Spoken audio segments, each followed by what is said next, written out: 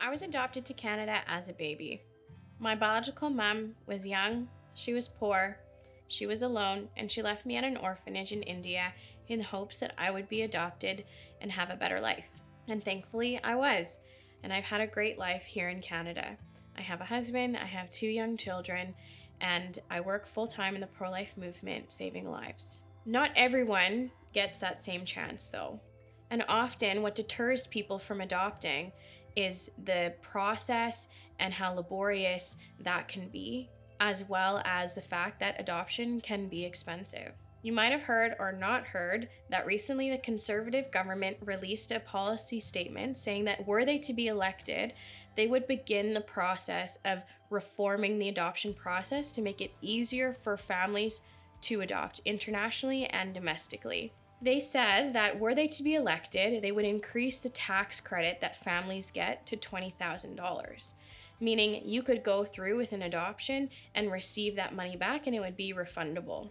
In addition, they also said that they would ensure that adoptive families receive the same leave benefits as biological families. And I didn't know, maybe you did, that in our country right now, biological families have a greater leave time from the workplace than adoptive families, meaning they have a longer time to care for that new person that just came into their family. And it really shocked me to find out that adoptive families don't get that same benefit. Their leave time, therefore their bonding time with this new person, is not the same.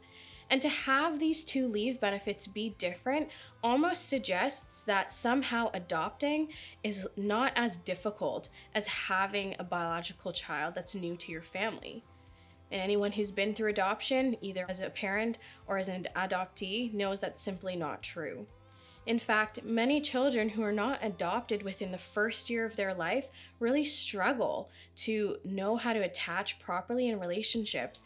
Therefore, they need as much time as possible to learn to trust and bond with these new people that are now taking care of them. And so I'm really in favor of this policy. I think it's really exciting to see the Conservative government do something that's so overtly pro-life by trying to reform the adoption process.